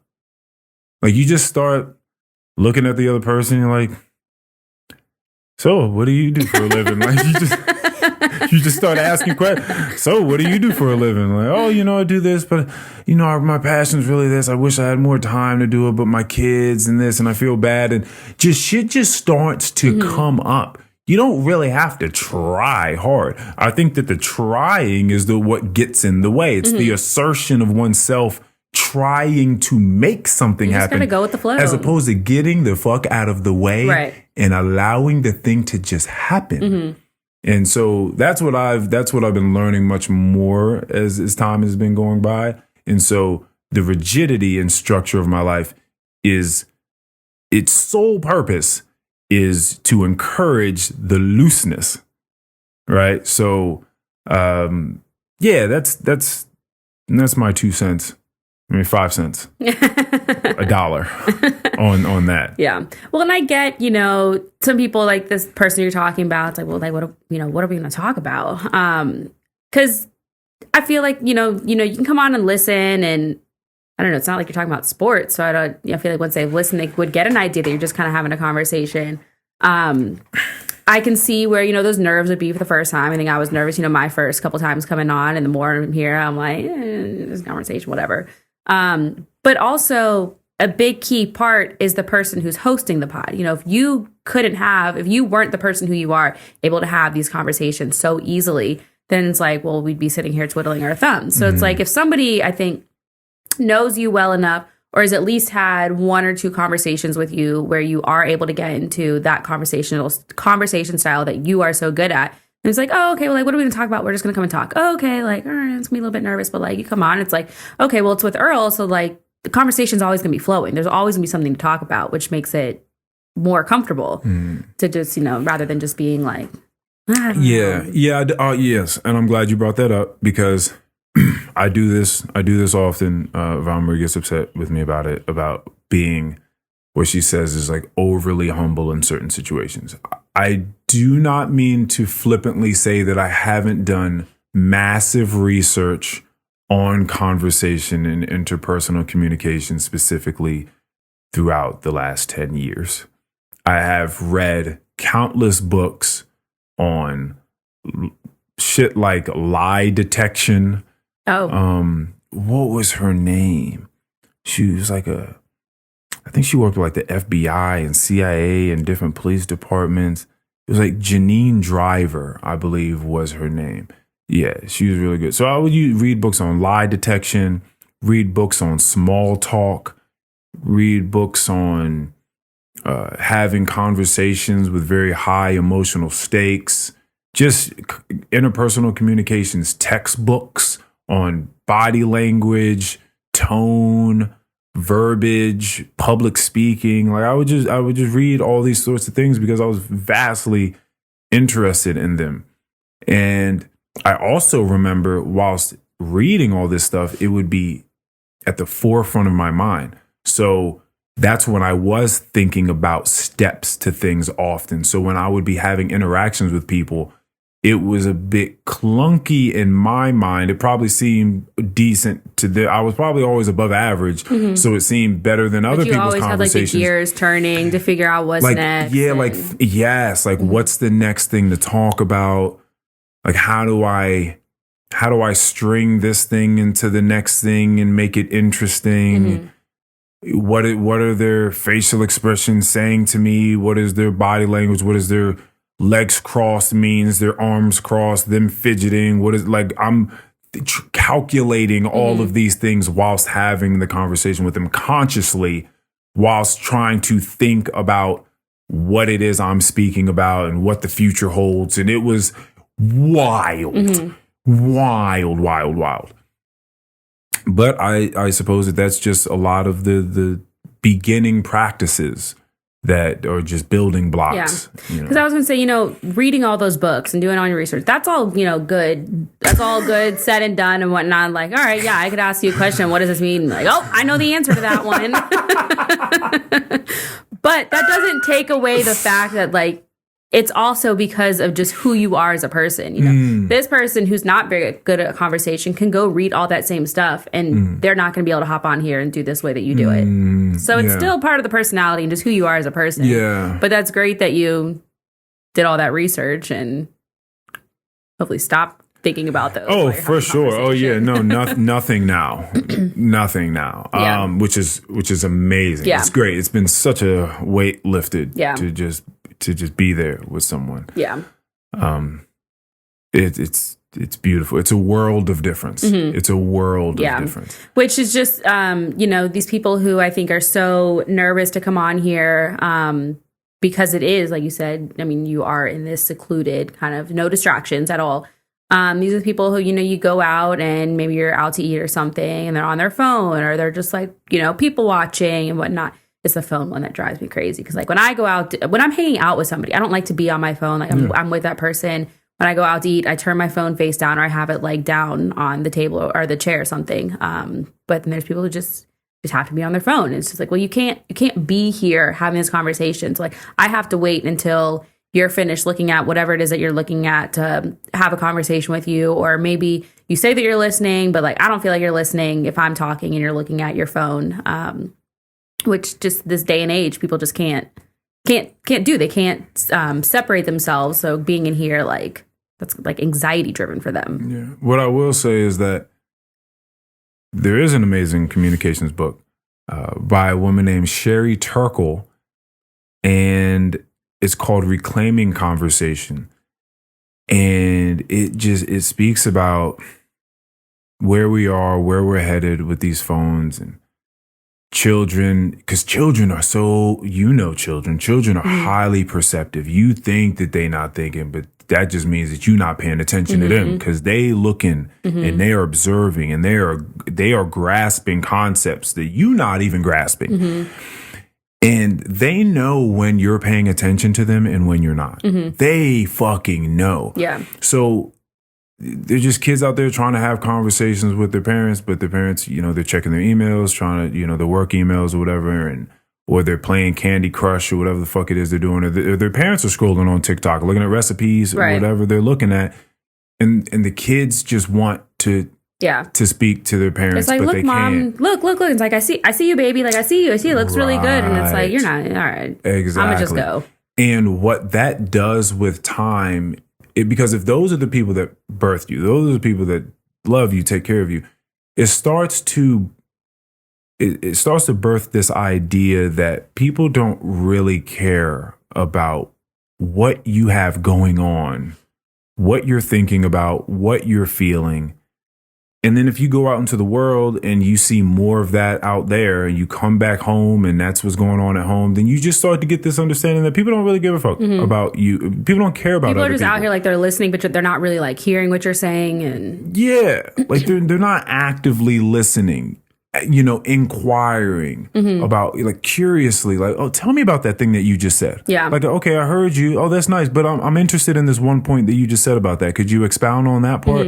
Like, people don't do that often, because when they do, it strikes you. You're like, oh, you want to know about that thing that I just said? Like, you want me to speak more about that? Yeah, I'm really interested in that thing you just said. Oh, okay. Sure. Yeah. Like, which I've definitely had experiences like that. Because I have some friends, love them, whatever, but it's like, I'm talking and like, you like flat out just aren't listening at all. At all. And some of them, that's just just little, like, that's just them. But like flat out just really not listening. And there's times where I talk with somebody and like I'll say something, just kind of thinking it's just gonna like keep going, and then they have that kind of reaction. It's like they ask me more questions. I'm like, oh, honestly, I wasn't even prepared to like talk about this, because I didn't even think that you were really listening. I was not anticipating your interest in what I had to say. And it's, it's fascinating, but a point I wanted to bring up, I wanted to remark on you turning your phone upside down, because I also do the same thing. Either it's away in a way that they can't even see it, it's in a pocket, or it's off somewhere, or it's upside down. Yeah, I usually put it on DND and then flip it upside down, or put it like DND? Do not disturb. Oh, yeah. Gotcha. Sorry. No, you got it. So yeah, I put it upside down because there's been research, and I don't know if it's 7 times or 10 times. I forgot what it is. But if a phone is present and it's up facing, there is some ungodly amount more that a human is less likely to speak with the human in front of them about something important to them, because there's the implicit understanding that if that phone starts to go off, that person is available for it. They're going to pick it up. Yeah. Right. And it would crush that person to start speaking about something that they are very interested in or they feel deeply about. And then you start picking up your phone as I'm talking about, how I feel since my grandma died, or, the new job, career change that I decided to make that I'm really, really excited for. And I feel like it's a new chapter for me, or whatever the case. It could just be about you changing your hairstyle, your hair color, and how that has made you feel differently. But if you're interested in that, and then someone just starts picking up the phone, you just automatically you drop out. And I don't like to repeat myself. Obviously if it's like you just genuinely didn't hear me, like, yeah, okay. But like if it's like, if I notice, like, you know what, don't even worry about it. If it wasn't that important to begin with, like, no, just don't even worry about it. It's not a big deal. I'll be okay. Yeah. Like I don't care enough to just try to get this point across to you. Like, that's not what I'm in this conversation for, just to get my thoughts and opinions over to you. Yeah. I'm trying to have some play here. Right. Like, supposed to be playing together. Right. This should be fun for us. Yeah. I truly, truly, truly believe we're getting further and further away. We for sure are. And that this sort of medium is just going to become more and more novel. I was at the urinal yesterday, taking a piss, and where I work, they put up newspapers in front of you at the urinal to look at. And there were like 4 different articles on the front. And it was like one about a musician. There was one about some politics, some other thing. Is it like new newspaper? I think it's like cool. It's like the day's newspaper. Washington Post, I believe it usually is. And there was like one right in front of me that I was like, "What is this about?" And it was the like book annotations becoming an art form. So on Instagram, I believe her name is like Blair Thompson, if I'm remembering that from reading this thing for 10 seconds. Would be crazy if I got that name right. I think it's Blair Thompson. That has an Instagram that's kind of like popping off, and it's her annotations of books that she reads. So she reads very interesting books. She's clearly very interested in the books that she reads. But then what people are finding more of an interest in are her annotations of the books, because people are starting to be interested in what she's interested in whilst reading a book. Sort of like us having a conversation and be like, "Oh, you touched on an interesting point. Can you expound a bit more there?" Or like, how does that make you feel? Like, it's the same thing. It's like you're having someone read a book and they're skillful at reading. And so they're making these annotations. They're highlighting themes in small quotes that they feel like are really setting up pivotal points for the book or for the character or for the storyline. And then so people are like reading these things on her Instagram, just like, "Oh, wow, like that's so fascinating that she thinks that this is such a pivotal point in the book," because maybe that's something that I would have just skipped right over. I would have just read it as it just gives you a new perspective. Another sentence in the book. So it gives you a whole new perspective of the book.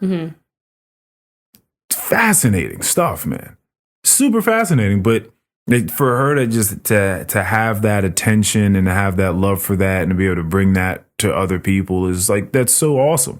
But that's a certain level of attention and love. That is one thing about social media that I do love, because that's people using it for just like very beautiful things. People getting into words and books in ways that they wouldn't have before, unless scrolling through Instagram and finding this person on their Explore page or whatever the case. Yeah, because I mean, times are changing regardless. So you're going to have to use, these new platforms for things like that. But it's nice that people can use the platforms for that, rather than like, "Oh, I went to the Bahamas and."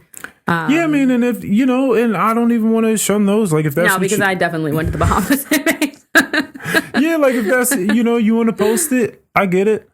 You were looking good. You felt good. You felt great. The sun, it was golden hour. You're sitting under a fucking mango tree somewhere, and the waves are coming up just right. For some reason, a dolphin just happened to jump up right over top of you. There's a rainbow over top of the dolphin. You got to get that. Yeah.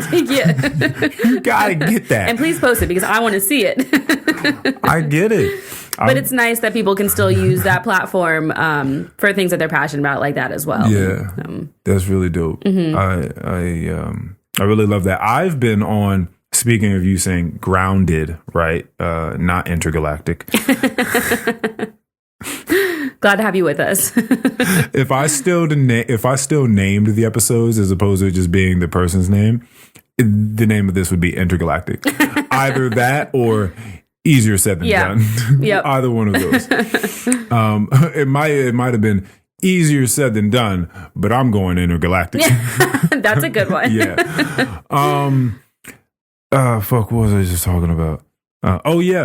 groundedness is I've been on a content cleanse of sorts, content in the very conventional colloquialism way of speaking about content. The content is all around us all the time. It's, as I said before, in nature, it's in us, it's everywhere. So I'm siphoning from different places now. I mean, I've always been a pretty introspective person, but I was speaking to Keon. I was waiting for my car to get fixed, and I was waiting for my car to get fixed. I walked across the street to a place called Via Roma that's nearby. It's a little pizza spot. Very, very nice. It had a nice little like mushroom, olive, Parmesan, not you. That's okay. That's okay. We all do different stuff. You don't gotta do that. Every time I throw the olive in there, people just like you lost me at the mushrooms. Yeah. Oh, got you. Yeah, but definitely the olive. Damn. Okay. So yeah, I was eating this pizza. They have I don't know what it is they're doing over there, but they make a phenomenal pizza. It has nothing to do with the story. So I call Keon, or Keon calls me, and we start talking, and I'm talking to him about some of the things that I'm trying to do to ground myself, a lot of the content cleansing. And he said something that was interesting to me because I had been thinking about this. He was like, I recognize that there was a time when I wasn't on Twitter, but I don't remember what life was like then. I don't remember what I was doing. That's such a good point. And I wonder for people that are heavily on Twitter and Threads and Instagram and Pinterest and anything else, Snap. It's like I think it was. Is that the new thing on Instagram? I think it was supposed to be like a Twitter alternative or an X alternative. I think it was supposed to be one of those. It may have fizzled out by now. I'm not certain, but I believe it was supposed to be that. I believe it was something that was kind of created by more left-leaning people since Elon Musk took over X and started allowing a lot more of the right-leaning people to have a voice because they were being banned a whole lot before. So political stuff that I don't really know too much about, so don't take my word for it, but I kind of believe that that's sort of where that came from. Anywho, I wonder how many people feel that way. Like, if I put all of this away, what lies for me beyond all of this? And that's a great question for anyone to ask themselves. What would your thoughts be about? What would your attention, because it's not like you just stop having thoughts. It's not like your attention just gets away from you and you're now in just some dark void of the planet. Although there are people who don't have a subconscious. I think we've talked about. Yeah, we talked about an article about. Where they just like you have like your inner monologue. But yes, there's some people who just don't have that. Right. So the question. The question would be, what would it be if you were not? And by the way, that inner monologue thing, there was a guy, I forgot his name now, but he worked as a professor at the University of Las Vegas. Definitely forgot his name off the top of my head.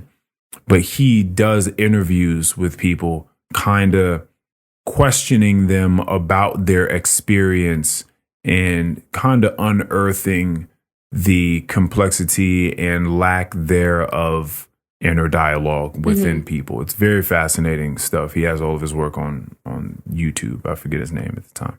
Anywho, how fascinating. And so to think, if you turned off your music, if you didn't have the impulse when you were about to wash dishes or clean your house or take a drive somewhere, if you didn't have the impulse to turn on music or turn on a podcast or turn on the news or turn on anything, and you just decided to just wash the dishes or just take out the trash or just take a walk with no headphones or just drive, like what would your mind do? Now, I think that that's scary for a lot of people and they don't want to find out, because a lot of people do not feel very good about thoughts coming up, thoughts arising. That scares a lot of people, just being alone with their own thoughts. I understand that. But just the fact that he said that, like, I don't remember what it was like. Like, what was I doing? What was I paying attention to? It's a great question to ask yourself. What were you paying attention to? Like, he was like, was I just looking at the road when I was driving? Was I just looking at the other cars and looking at the road instead of possibly looking at my phone? Well, like, you shouldn't be doing that. But period. But you know what? I mean, was I paying more attention to other the people around me? Platforms then, but Twitter was like the start. I mean, we had MySpace, Tumblr. Yeah, but like you wasn't. But see, the technology we had at the time wasn't enough to like be on your phone, like on MySpace. Right. Like that was you went home to your desktop, waiting for the dial-up. Exactly.